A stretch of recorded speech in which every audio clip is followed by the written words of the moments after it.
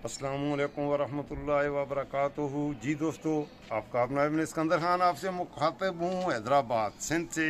मैं हैदराबाद में हूँ, आजकल पड़ाव डाला हुआ है पंजाब और सिंध के ट्रिप पे आया हुआ हूँ। इस वजह से सियासत से दूर हूँ। आजकल मुख्तलिफ़ तारीख़ी मकामात पर मैं यहाँ पर जो व्लॉग बनाता हूँ छोटे मोटे, वो आपकी खिदमत में रखता हूँ।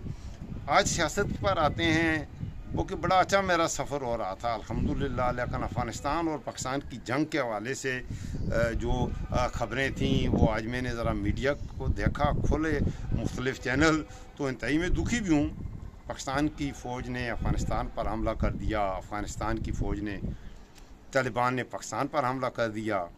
पाकिस्तानी फ़ौज के लोग भी शहीद हुए, तालिबान भी शहीद हुए, हमारे अफ़गान भाई भी शहीद हुए, हमारे पाकिस्तानी भाई भी शहीद हुए। कौन शहीद हुआ, कौन गाजी बना, ये तो बस बाद में होगी, क्योंकि कुछ बाद में फ़ैसला होगा कि कौन फातह हुआ और कौन मफ्तूह हुआ। लेकिन जो पाकिस्तान का मीडिया के हवाले से मैं थोड़ी सी बात ज़रूर करूँगा कि पाकिस्तान की मौजूदा जो हालात हैं, ऐसे हालात में मेरा नहीं ख्याल कि पाकिस्तान अफ़गानिस्तान के साथ जंग करने का मुतहम्मल हो सकता है। ऐसे में सुना है कि बलूचिस्तान से ईरान ने भी कुछ एंट्री मारी है, तो जब ईरान भी एंट्री मारेगा और अफ़गानिस्तान से हम जंग करेंगे, मुझे समझ नहीं आ रही कि हमारे जो हमारे ढोल सिपाही हैं, मेरे करनेल, मेरे जर्नैल और मेरा DGISPR, वो लोगों में ऐसा बेहुदा और झूठ फैला के, झूठ कह के हर बात पे पूरी दुनिया जानती है, झूठ और सच की तमीज़ करनी हर एक को आती है।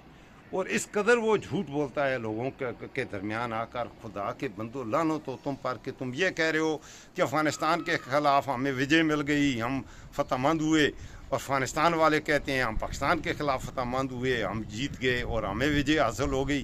किसको विजय हासिल हुई? काफ़ी सारे पाकिस्तानी फ़ौज के लोग भी वहाँ शहीद हो गए, अफ़गानिस्तानी भी कुछ शहीद हो गए। जो ख़बरें आ रही हैं, इंडियन मीडिया जो दिखा रहा है वो ये दिखा रहा है कि पाकिस्तान को शिकस्त फाश हुई है और अफ़गानिस्तान को विजय मिली है, और पाकिस्तान की चौकियों को उन्होंने मार उधाड़ के फेंक दिया और ऐसे कर रहा है। पाकिस्तानी मीडिया कह रहा है कि हम अफ़गानिस्तान में घुस गए हैं और घुस के हमने अफ़गानियों को मार कर बहुत सारा स्वाब रहन हासिल कर लिया है।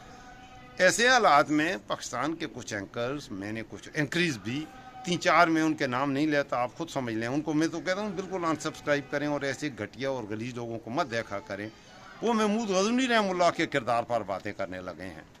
महमूद गज़नवी और मोहम्मद बिन कासिम को डाकू करार दे रहे हैं, महमूद गज़नवी को दहशत गर्द कह रहे हैं। सरजमीन अफ़गानिस्तान का सब कॉन्टीनेंट के मुसलमानों पर यह एहसान है, यह तारीखी वाले से 1000 साल पहले का यह एहसान है।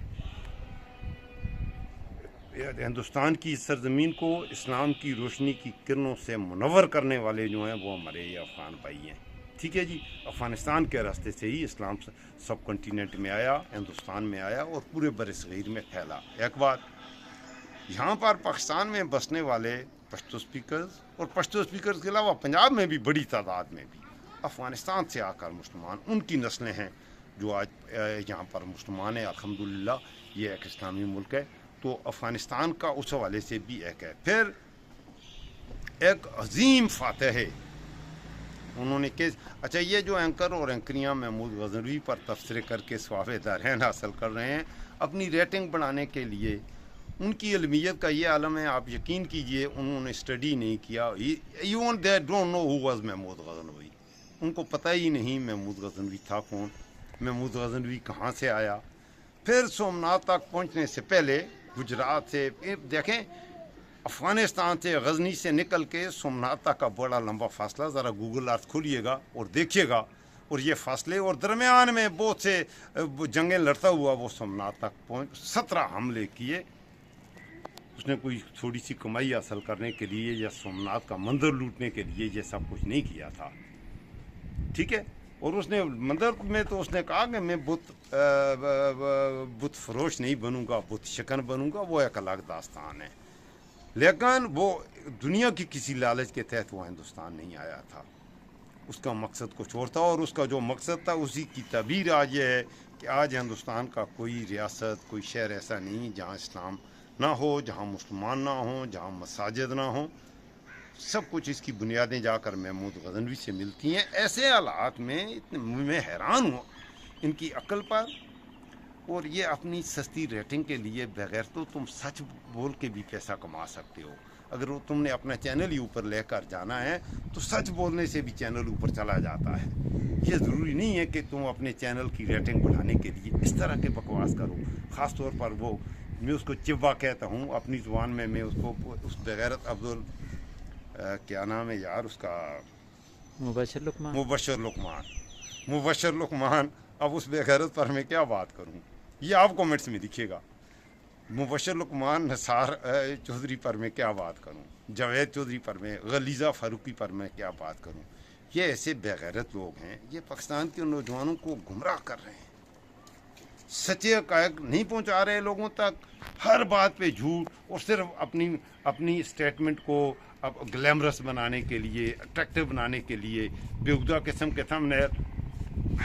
اب ایک ہے وہ ٹٹو ہے, وہ کہتا ہے 5,000 روپے سے 5 کروڑ روپے کمانے کا نسخہ بتاتا ہے. اب میں آپ کو کہتا ہوں 5,000 روپے سے 5 کروڑ روپے نہیں کمائے جاتے, ٹھیک ہے, نہ کمائے جا سکتے ہیں. لیکن ہمارا نوجوان ہے وہ اتنا اپنے آپ کو بیوقوف بناتا ہے, وہ فوراً دیکھتا ہے جاوید چودھری کو کہ بھائی 5,000 روپے سے 5 کروڑ روپے کمانے کا کے ثواب درہن حاصل کروں گا. میرے نوجوانوں اپنے آپ کو پریکٹیکل بناؤ. اس طرح سے شارٹ کٹ, آپ یہ نہ کہ سوچیں کہ میں جوا کھیل کے یا میں کسی شارٹ کٹ راستے سے ترقی کی منازل طے کر لوں گا. کبھی آپ ترقی کے راستے پہ چلنا ہے, جس شعبے میں ہو اس میں پوری دیانتداری کے ساتھ محنت کرو, اللہ سے مدد مانگو تو کامیابیاں ملیں گی. 5,000 روپے سے جاوید چودھری کے باپ کی کوئی فیکٹری ایسی لگی ہوئی ہوگی جس میں 5,000 روپے سے 5 کروڑ روپے کے مالک آپ بن سکتے ہیں؟ کوئی بھی نہیں بنتا. یہ بکواس ہے. اور بات میری محمود غزنوی کی میں کر رہا تھا. اس جنگ میں قوم سے کتنے لوگ شہید ہوئے, پاکستان کے کتنے شہید ہوئے, انڈیا کے کتنے شہید ہوئے, افغانستان کے کتنے شہید ہوئے. اس حوالے سے جو بکواس DGISPR کا جو رد عمل ہے وہ بھی انتہائی گھٹیا اور غلیظ ہے. میں اس کی مذمت کرتا ہوں. یہ کوئی طریقہ بھی نہیں ہے.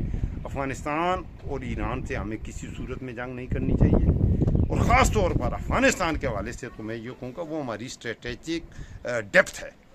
وہ ہمارے بھائی ہیں, اور ہم پہ مشکل وقت پڑے گا تو افغانستان سے ہم اچھائی کی امید رکھ سکتے ہیں. ہماری جائے پناہ ہے افغانستان. افغانیوں کے لیے ہم ہیں اور ہمارے لیے افغانستان ہے. ہم دونوں ایک دوسرے کے لیے بہت اہم ہیں, اور ایک دوسرے کے ساتھ اگر ہم اس طرح کے پنگے لیں گے ہمارا بیڑا غرق ہو جائے گا.